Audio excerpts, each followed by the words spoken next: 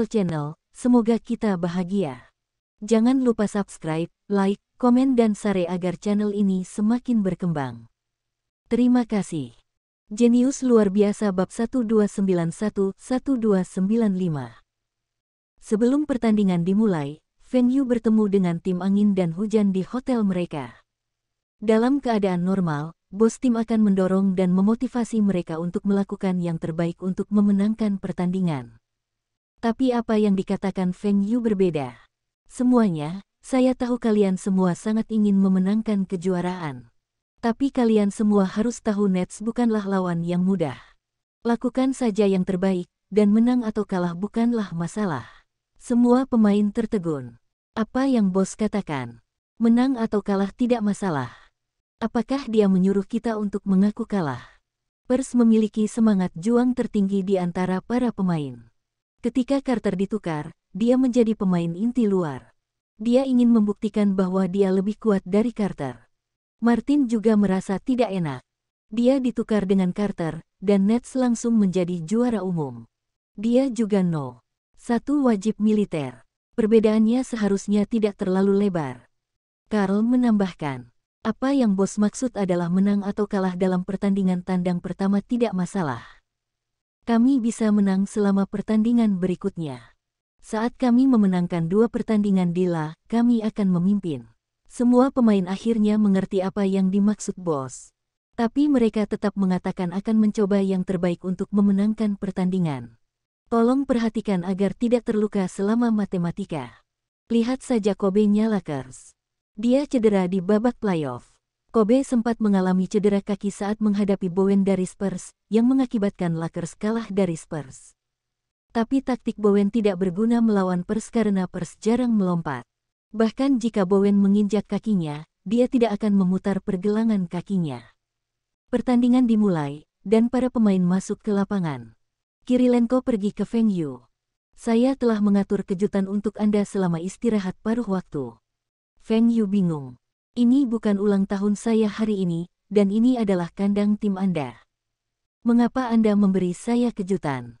Tapi Kirilenko kembali ke timnya sebelum Feng Yu bisa bertanya padanya. Gasol memenangkan Yao Ming selama bola lompat, dan Nets memulai serangan mereka.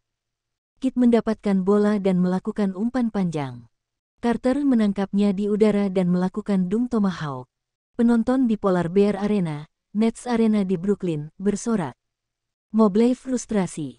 Dia berhasil mengejar Carter tetapi tidak bisa melompat setinggi dia. Saat tim angin dan hujan memulai kembali permainan, mereka mulai berlari.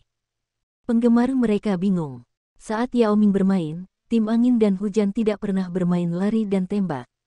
Kedua tim bertanding dalam permainan cepat dan tidak meminta time out sebelum akhir kuarter pertama. Kedua tim telah mencetak banyak poin, dan taktik Karl hari ini harus menjadi permainan cepat. Para komentator mengatakan bahwa Karl telah menggunakan strategi yang salah. Mereka telah mendengar Karl masih belum memperbarui kontraknya, dan mereka menduga pasti dia tidak cocok untuk melatih tim angin dan hujan.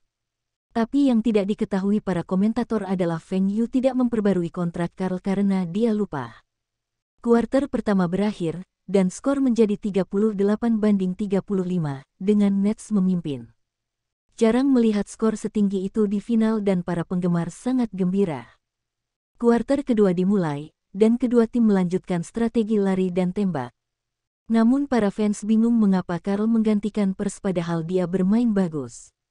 Pers juga bingung, tetapi Karl memberitahunya bahwa dia perlu istirahat. Atau yang lain, dia mungkin akan mudah lelah dan terluka.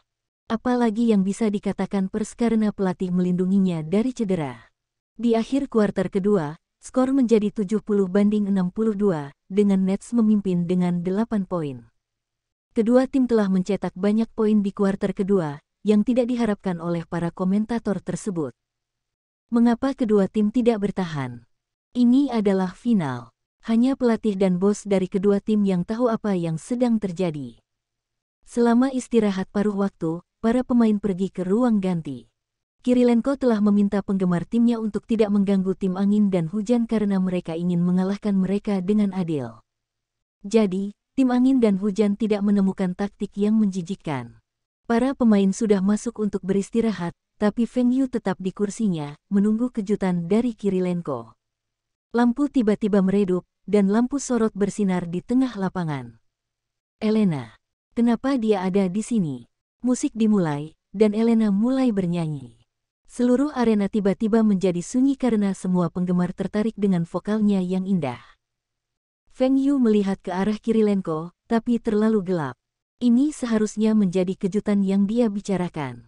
Bukankah Elena ada di Eropa? Kenapa dia ada di sini? Tapi siapa peduli? Feng Yu masih senang melihat Elena.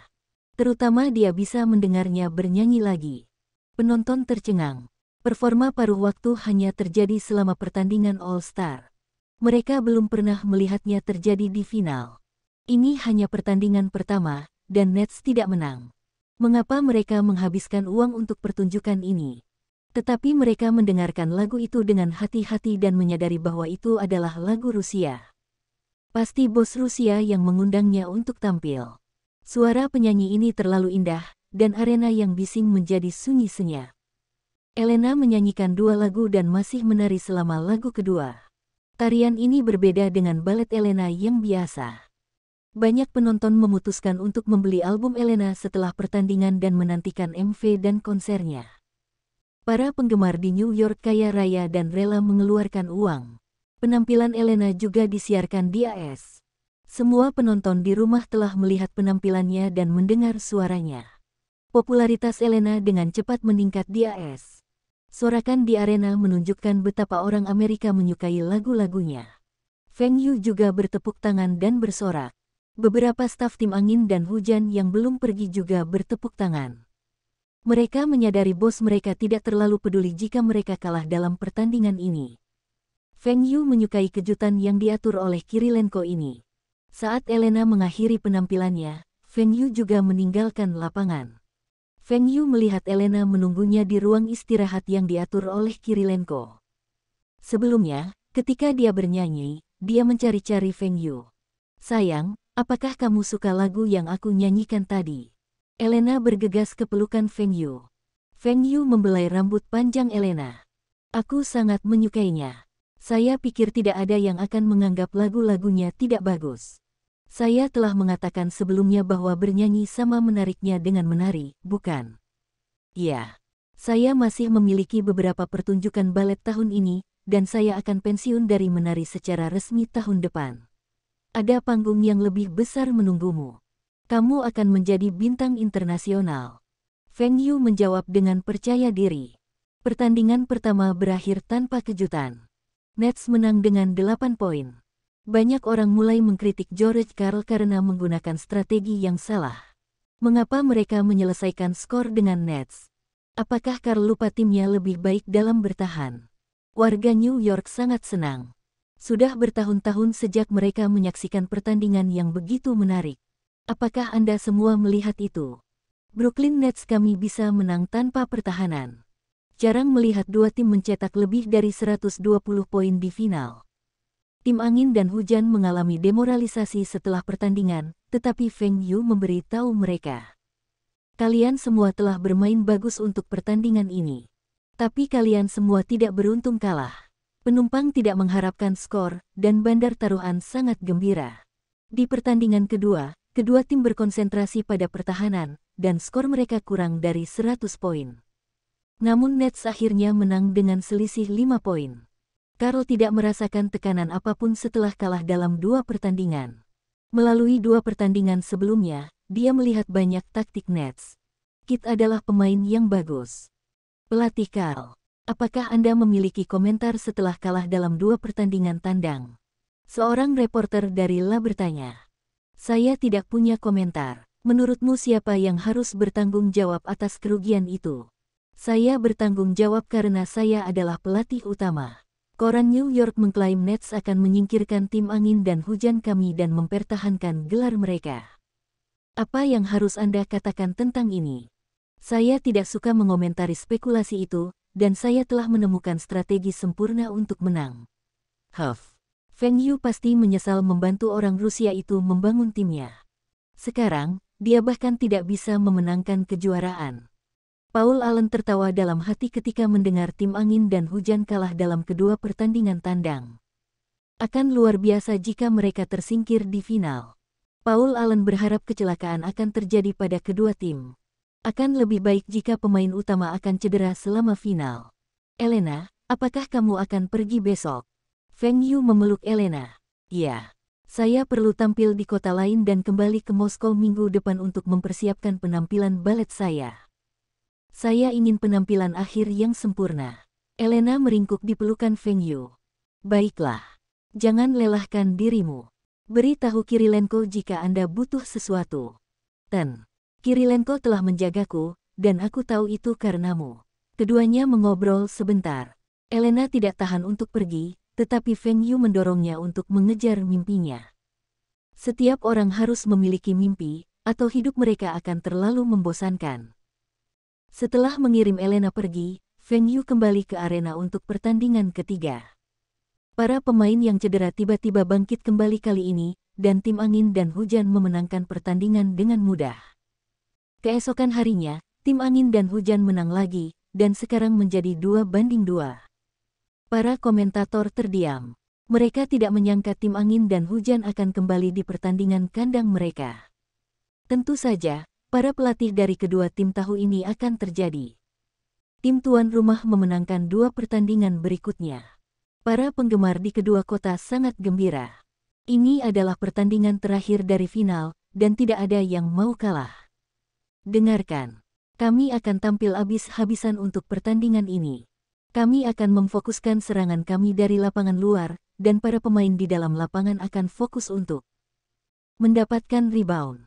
Pemain luar harus berhati-hati saat menyerang, dan pertahanan tidak boleh takut akan pelanggaran. Saat George Karl menjelaskan strateginya kepada timnya, Nets juga mendiskusikan taktik mereka. Di saat yang sama, pemilik kedua tim sedang minum-minum di kantor. Feng, menurutmu tim mana yang akan menang? Saya pikir tim saya akan menang. Mengapa? Ini adalah kampung halaman saya, dan sebagian besar penontonnya berasal dari New York. Kirilenko tidak senang dengan jawaban Feng Yu. Itu karena pemain pengganti kami lebih kuat dan memiliki semangat juang yang lebih kuat. Anda semua harus menunggu sampai tahun depan untuk memenangkannya. Kirilenko ingin pemain Rusianya, Andrei, mendapatkan MVP. Bukan Andrei bukan pemain yang bagus. Dia serba bisa, tapi kelemahan terbesarnya adalah akurasinya. Jika dia ingin mendapat skor tinggi, dia perlu lebih banyak usaha. Permintaan dari Kirilenko ini akan mengacaukan strategi Nets.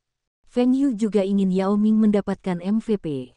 Tapi Yao Ming dan Gasol akan menahan satu sama lain, dan keduanya tidak bisa menampilkan yang terbaik. Feng Yu menyuruh para pemain untuk mengikuti strategi Karl. Saya tidak setuju dengan Anda. Kami akan menang, dan Andrei akan mendapatkan MVP. Orang Rusia yang mendapatkan MVP di Liga Bola Basket Terbaik AS pasti menarik.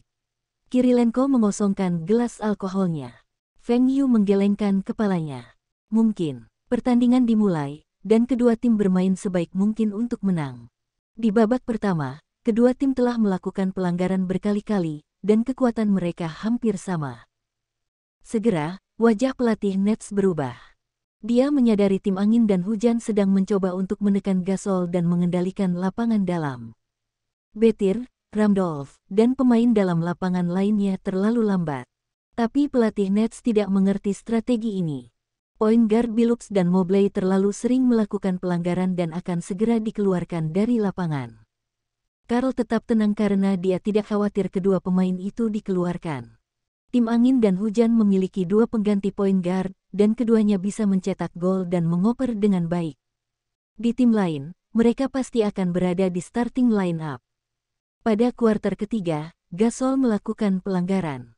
Di akhir kuarter ketiga, Billups, Mobley, dan Yao Ming dilanggar. 2 pemain pengganti tim angin dan hujan, Gilbert dan Ginobili, masuk. Mereka menyerang dari luar lapangan, dan 3 menit memasuki kuarter keempat, mereka unggul 10 poin. Gilbert adalah point guard yang luar biasa dan bisa mencetak 3 angka dengan akurat. Kecepatan Ginobili terlalu cepat untuk dihentikan oleh Carter. Peluit akhir dibunyikan di akhir pertandingan, dan tim angin dan hujan menang dengan 12 poin. Semua orang terkejut ketika MVP diumumkan. Ginobili adalah MVP, dan dia adalah pemain pengganti.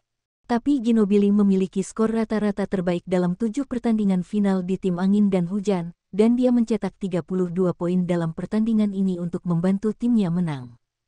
Saya pemain luar negeri telah memenangkan MVP di final. Feng Yu menatap Kirilenko. Bagaimana itu? Saya bilang tim saya bisa menang. Kirilenko tertawa gembira. Hahaha, MVP-nya bukan orang Amerika. Saya tidak sabar untuk melihat wajah pejabat NBA itu. Feng Yu, bagaimana Anda bisa begitu bahagia setelah kalah dalam pertandingan? Feng Yu telah merencanakan untuk kembali ke China setelah pertandingan tetapi mengubah rencananya dan tetap tinggal di New York. The Wind and Rain Mobile akan memperkenalkan produk baru yang berbeda dari semua produk sebelumnya. Ini adalah smartphone. Apa itu smartphone? Mirip dengan PC, dengan sistem operasinya, kemampuan perangkat keras yang lebih kuat, dan program pihak ketiga yang kompatibel. Yang paling penting, ia memiliki akses internet. Ponsel ini memiliki tampilan layar sentuh. Wind and Rain Electronics telah berhasil meningkatkan teknologi layar sentuh mereka ke standar kelas dunia, dan tidak memiliki masalah terlalu sensitif atau tidak sensitif. Smartphone ini berbentuk bar namun hadir dengan cover transparan. Mereka tidak punya pilihan karena ponsel dan layarnya sangat rapuh sekarang. Mereka perlu memiliki solusi untuk melindungi layar. Selain itu, ponsel layar sentuh ini memiliki keypad dan ukurannya besar dan tebal. Pada tahun 1993, IBM mengembangkan smartphone. Tapi itu hanya ponsel konsep dan buruk. Setelah itu, smartphone memasuki fase perkembangan pesat. BlackBerry, Ericsson, Motorola, Nokia, HTC, Dell, semuanya mengembangkan smartphone mereka. Namun sistem operasi smartphone yang dikembangkan oleh BlackBerry, Ericsson, Motorola, Nokia, HTC, Dell kurang baik. Tidak banyak aplikasi untuk ponsel mereka, dan ini terutama digunakan untuk menjelajahi internet, mengirim dan menerima email, dan memeriksa saham. Feng Yu memberitahu Su Lihua dan anak buahnya tentang persyaratannya. Itu hanya dapat dianggap sebagai smartphone nyata jika dapat memenuhi persyaratannya. Mengesampingkan perangkat keras, Lenovo Kingsoft tidak memiliki masalah dalam mengembangkan sistem operasi yang diinginkan Feng Yu. Untungnya, mereka mulai mengembangkan sistem operasi berdasarkan kebutuhan Feng Yu. Dengan bantuan Rusia, mereka dengan cepat mengembangkannya. Lenovo Kingsoft telah mengembangkan sistem operasi PC dalam setahun, dan mereka telah menguji sistem operasi smartphone ini. Ini sangat stabil, dan Wind and Rain Mobile dengan cepat memperkenalkan smartphone mereka untuk memasuki pasar smartphone. Wind and Rain Mobile sudah bisa bersaing dengan Nokia dan Motorola di ponsel tradisional. Saat ini, Nokia menguasai pangsa pasar terbesar, namun Wind and Rain Mobile berhasil mengejar pangsa pasar Motorola. Target Wind and Rain Mobile kali ini adalah menyalip Motorola untuk menempati posisi kedua di pangsa pasar global. Su tua, fungsi ponsel ini tidak buruk. Apakah Anda semua akan menamai model ini S1? Ya, S adalah singkatan dari Super dan juga merupakan karakter dari Lenovo Kingsoft. Sistem operasi ini disebut HOS. 1 mewakili generasi pertama, dan kami berencana untuk memperkenalkan generasi baru setiap tahun. Semua fungsi akan ditingkatkan pada generasi berikutnya, dan kami akan menjadi smartphone terbaik dalam 3 tahun. Saya ingat sistem operasi utama smartphone adalah BlackBerry, Symbian, Microsoft, Dell. Sudahkah Anda menguji sistem host kami terhadap mereka? Apakah ada keuntungan yang menonjol? Kami tidak memiliki keunggulan yang jelas, tetapi banyak dari fungsi sistem kami yang lebih maju. Misalnya, kami memiliki perangkat lunak PS, dan orang dapat mengedit foto mereka di telepon. Ponsel kami juga dapat membaca dokumen WPS Word dan dokumen Microsoft Word kami. Itu juga dapat mengirim dan menerima email. Sistem kami juga dapat mendukung 3 jenis browser internet, dan pengguna dapat masuk ke forum Sina di telepon. Semua fungsi ini cukup berguna. Saat ini jaringan masih 2G, dan sangat lambat untuk online. Tapi ini lebih baik daripada tidak sama sekali. Beberapa negara dengan jaringan yang lebih maju sudah menggunakan 2.5G. Di masa mendatang, kecepatan jaringan akan menjadi lebih cepat, dan Feng Yu mengingatkan Lenovo Kingsoft untuk mengerjakan fungsi online dan edit foto. Lei Jun bingung ketika Feng Yu menyebutkan fungsi pengeditan foto. Siapa yang akan menggunakan ponsel untuk mengedit gambar? Kata Feng Yu dalam hatinya. Anda akan tahu betapa populernya selfie di masa depan. Terlepas dari pria atau wanita, tua atau muda, mereka akan melakukan selfie setidaknya 1 kali dalam hidup mereka, dan banyak yang kecanduan selfie. Netizen menyebut banyak foto selfie cewek cantik dan cowok tampan sebagai referensi gambar di masa depan. Selfie tidak hanya populer di Cina. Semua orang di seluruh dunia adalah sama. Semuanya ingin fotonya terlihat lebih cantik. Lei Jun merasa smartphone harus memiliki lebih banyak fungsi terkait bisnis atau pekerjaan. Misalnya, BlackBerry yang merupakan ponsel paling populer untuk kalangan eksekutif. Setelah insiden di AS itu, telekomunikasi mati.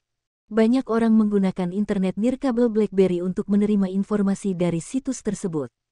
Kejadian itu membuat BlackBerry semakin populer, dan sebagian besar eksekutif AS mulai menggunakannya.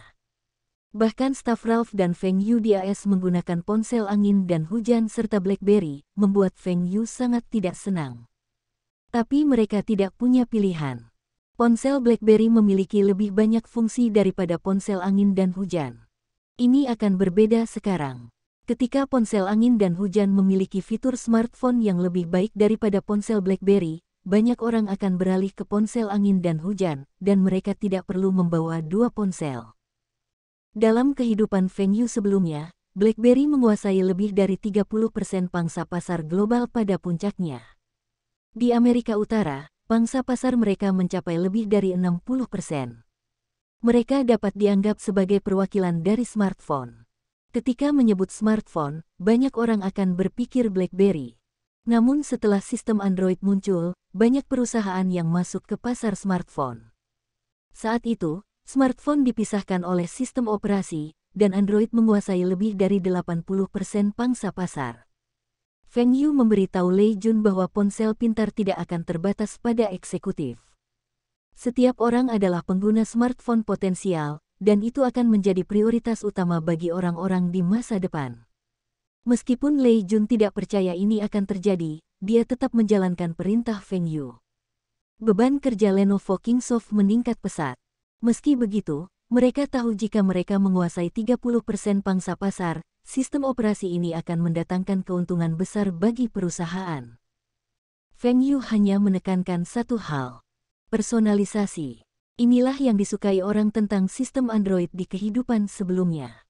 Ponsel harus ramah pengguna, terbiasa dengan kebiasaan pengguna, dan tidak memaksa pengguna untuk menggunakan apapun yang mereka berikan. Pengembangan sistem ini harus dari POV pengguna.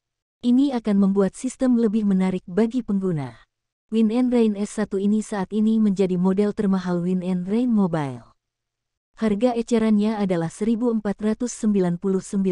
Amerika Serikat.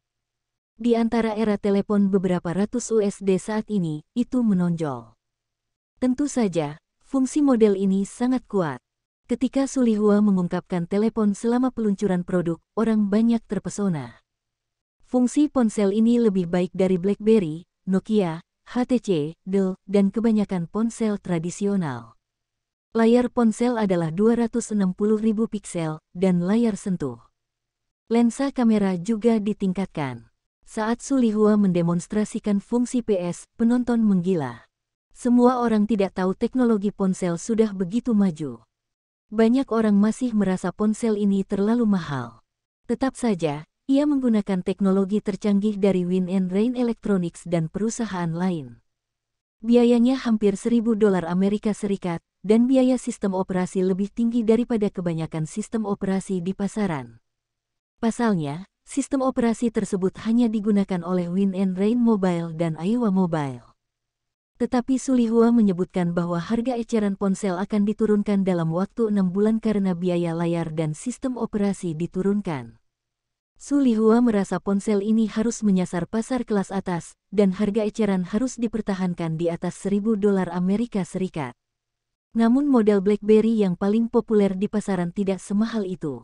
Mereka telah melakukan riset pasar dan merasa pasar ponsel high-end cukup kosong. Mereka ingin menjadi yang pertama menempatinya. Feng Yu tidak tahu apakah ini akan berhasil, tetapi dialah yang menyarankan untuk menurunkan harga ponsel. Ponsel harus menyasar keluarga biasa, dan akan menjadi produk elektronik paling umum di masa depan. Su Lihua menambahkan, Anda yang mengatakan bahwa ponsel harus dikembangkan kedua arah yang berbeda. Lebih mahal dengan lebih banyak fungsi dan lebih murah dengan fungsi dasar. Feng Yu terdiam karena dia tidak menyangka mereka lebih ekstrim darinya. Su tua, ponsel Anda dijual lebih mahal daripada PC. Pikirkan saja ini. Berapa harga PC sekarang? Sebuah laptop hanya dijual sekitar $1.000 Amerika Serikat. Apakah menurut Anda konsumen dapat menerima harga ini? Makanya kita akan fokus ke negara maju yang orangnya lebih kaya. Harga eceran untuk model kami berikutnya adalah sekitar $1.000 Amerika Serikat, dan kami harus memberikan kesan kepada konsumen bahwa kami adalah ponsel kelas atas. Itu akan menjadi peluang kami untuk memperluas pangsa pasar smartphone kami. Hah? Feng Yu berpikir sejenak. Ini juga ide yang bagus. Tapi ada masalah lain. Orang-orang akan mengira keuntungan Win and Rain Mobile akan sangat tinggi, dan itulah mengapa mereka bisa menurunkannya begitu banyak di masa mendatang. Ini juga bisa berhasil. Jika Anda semua berpikir strategi ini akan berhasil, silakan saja. Tapi kami tidak akan menghasilkan uang dari pasar China kami. Harga eceran untuk pasar China sekitar 10.000 RMB. Masih ada keuntungan, dan kami akan menargetkan pasar kelas atas juga. Ponsel ini merupakan prototipe untuk menarik perhatian. Dengan pemasaran kami berencana untuk menjadi smartphone mainstream setelah generasi ketiga kami. Jika mereka akan memperkenalkan model baru setiap tahun, itu akan memakan waktu 3 tahun. Feng Yu berpikir sejenak. Smartphone masih belum menggantikan telepon tradisional 3 tahun kemudian. Apakah Anda semua berpikir untuk menyalip Motorola hanya dengan ponsel ini? Penjualan ponsel ini seharusnya tidak tinggi, dan bagaimana mereka akan mengalahkan Motorola dengannya? Motorola saat ini menjadi pemimpin pasar untuk pasar AS, dan bahkan Nokia pun tidak dapat memenangkannya. Su Lihua tersenyum. Manajer Feng, apakah kamu masih ingat apa yang kamu katakan? Untuk mengembangkan telepon termurah, ponsel ini sedang dalam pengembangan, dan harus siap memasuki pasar sebelum akhir tahun. Feng Yu mengangkat alisnya. Apakah Anda berbicara tentang ponsel yang hanya memiliki fungsi dasar? Berapa biayanya? Sekitar $45 Amerika Serikat, dan kami berencana menetapkan harga eceran sebesar $50 Amerika Serikat. $50 Amerika Serikat sedikit lebih mahal daripada ponsel Nokia dari kehidupan Feng Yu sebelumnya. Di masa depan, ponsel murah akan menjadi populer untuk beberapa waktu di China dan banyak negara maju. Ponsel terlaris di dunia adalah Nokia 1100. Terjual 250 juta dan mengklaim rekor ini tidak akan pernah bisa dikalahkan. Sekalipun keuntungan satu ponsel adalah $1 Amerika Serikat, total keuntungannya adalah $250 juta Amerika Serikat. Ponsel bisa diluncurkan akhir tahun. Seharusnya tidak menjadi masalah. Kami sedang melakukan tes akhir untuk bahan-bahan tersebut, dan kami berencana membuat ponsel ini bertahan selama 3 tahun. Hanya 3 tahun. Feng Yu mengingat ponsel Nokia bisa bertahan lebih dari 5 tahun. Manajer Feng, bukankah ini yang kamu katakan kepada kami? Ponsel harus bertahan sekitar 3 tahun, atau konsumen tidak akan mengganti ponsel baru, dan pasar akan menyusut. Ponsel kami dapat bertahan sekitar 3 tahun, dan menggunakannya hingga tahun keempat seharusnya tidak menjadi masalah. Baiklah, itu masuk akal juga. Dalam kehidupan Feng Yu sebelumnya, sebagian besar siswa dan senior menggunakan Nokia 1100. Setelah itu, ponsel dengan keypad dan layar yang lebih besar muncul. Model ini menyasar segmen berpenghasilan rendah, dan itu sangat berharga meski ponsel bisa bertahan selama 3 tahun. Ponsel angin dan hujan kami akan membuat sejarah dengan ponsel ini. Menurut Anda, berapa banyak unit yang akan kami jual? 10 juta unit seharusnya tidak menjadi masalah, dan kami akan terus menjualnya selama 3 tahun, 30 juta unit. Feng Yu melirik Su Lihua. Bisakah kamu memiliki mimpi yang lebih besar? Mimpi yang lebih besar? Apakah Anda mengatakan kami dapat menjual 50 juta unit? Kami bisa menjual sekitar 50 juta unit di China saja. Feng Yu menjawab dengan percaya diri. Apa? Kita bisa menjual sekitar 50 juta unit di China. Artinya kita bisa menjual lebih dari 100 juta unit di seluruh dunia. 100 juta unit terlalu sedikit. Pikirkan saja. Pagar sudah usang, dan satu-satunya perangkat komunikasi portabel adalah ponsel. Apakah Anda ingat seberapa cepat pagar berkembang di masa lalu, dan seberapa cepat ponsel berkembang sekarang? Handphone sekarang mahal. Tapi apakah menurut Anda mereka yang tidak mampu membeli ponsel akan menginginkannya? Ketika ponsel murah memasuki pasar, saya yakin banyak pekerja berupah rendah di kota-kota akan bergegas untuk menelepon ke rumah. Juga, apakah menurut Anda para siswa ingin memiliki ponsel? Biaya sekolah sangat mahal, dan sulit bagi kebanyakan keluarga untuk menyekolahkan anak mereka. Mereka juga tidak mampu membeli produk elektronik untuk mereka. Tetapi jika ponsel ini hanya berharga 400 Rmb, apakah menurut Anda keluarga akan mau membelinya untuk anak-anak mereka? Selain itu, para lansia tersebut tidak menggunakan ponsel karena mereka tidak ingin mengeluarkan uang untuk membeli ponsel, dan bukan karena mereka tidak ingin menggunakannya. Itu sebabnya model ini akan memulai tren ponsel murah. Ponsel yang lebih murah dengan harga kurang dari $40 Amerika Serikat mungkin akan muncul dalam 2 tahun lagi. Kita harus fokus pada penurunan biaya produksi, dan fungsi dasar tidak boleh salah. Jika kami dapat mencapainya, kami akan mengambil alih pasar ponsel murah. Setelah Win and Rain Mobile meluncurkan S1, semua produsen ponsel besar menerima berita langsung. Mereka bahkan mengirimkan perwakilannya ke peluncuran produk. Sikap produsen ponsel besar berbeda setelah melihat betapa kuatnya fitur S1. CEO Nokia tenang tentang hal ini. Karena Win and Rain Mobile ingin menargetkan pasar kelas atas, dia akan menunjukkan kepada mereka apa yang disebut ponsel kelas atas yang sesungguhnya. Nokia telah merencanakan untuk memperkenalkan merek ponsel kelas atas, dan ini adalah ponsel termurah dengan harga lebih dari $2.500 Amerika Serikat. Itu juga dapat disesuaikan, dan telepon yang disesuaikan mungkin berharga lebih dari $100.000 Amerika Serikat. Casing ponsel ini menggunakan bahan luar angkasa, dan keypadnya terbuat dari emas. Berlian dan batu berharga lainnya tertanam di dalam casing dan memiliki sinyal yang kuat. Ini dirancang khusus untuk para taipan itu. Pasar kelas atas akan menjadi milik Nokia. Untuk smartphone, Nokia harus bekerja sama dengan perusahaan lain, dan Symbian harus bergabung dengan perusahaan lain. Saat ini, sistem Symbian dibagi menjadi 3 versi untuk Nokia, Motorola, dan Sony Ericsson. Hal ini disepakati ketika mereka mengembangkan Symbian. Sistem intinya sama, tetapi ada sedikit perbedaan untuk setiap perusahaan. Perusahaan yang masuk ke pasar smartphone nantinya adalah Samsung, LG, Panasonic, Dell. Mereka menggunakan salah satu dari ketiga versi tersebut. 3 versi sistem Symbian berkembang ke arah yang berbeda, dan itu membatasi pengembangan secara keseluruhan. Setelah semua orang melihat fitur sistem operasi Win and Rain Mobile, CEO Nokia memutuskan untuk berdiskusi dengan Motorola dan Sony Ericsson.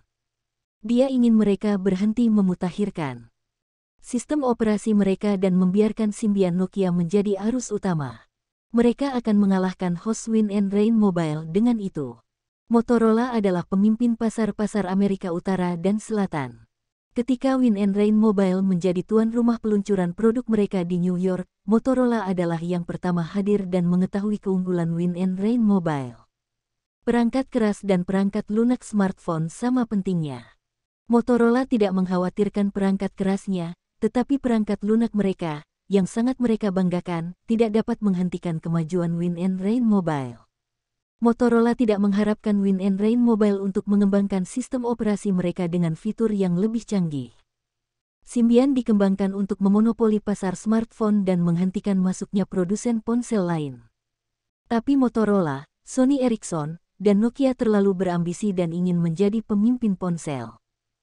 Motorola dan Ericsson adalah pemimpin di pasar ponsel, tetapi sekarang diambil alih oleh Nokia.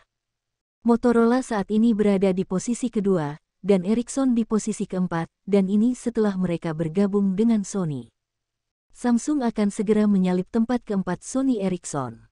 Jika Ericsson tidak memiliki banyak paten telekomunikasi, mereka akan kehilangan uang dari bisnis ponsel mereka. Bahkan dengan paten, mereka harus bergabung dengan Sony, jika tidak, mereka akan menderita kerugian besar. Sony Ericsson telah mulai mengembangkan smartphone lebih awal dari Motorola, Nokia, dan BlackBerry. BlackBerry dan Nokia menguasai pasar smartphone, dan Motorola serta Sony Ericsson berada di belakang mereka. Sekarang, Wind & Rain Mobile tiba-tiba memasuki pasar smartphone, dan Sony Ericsson geram. Wind & Rain Mobile telah mengambil alih tempat ketiga mereka, dan mereka mencoba menginvasi pasar smartphone mereka sekarang. Setelah pasar smartphone diambil alih oleh Wind & Rain Mobile, divisi mobile Sony Ericsson harus mempertimbangkan apakah mereka harus melanjutkan merek ini atau fokus pada pengembangan teknologi. Sony dan Ericsson kuat dan unggul dalam perkembangan teknologi. Menjual paten juga menguntungkan, dan kekhawatiran mereka akan berkurang.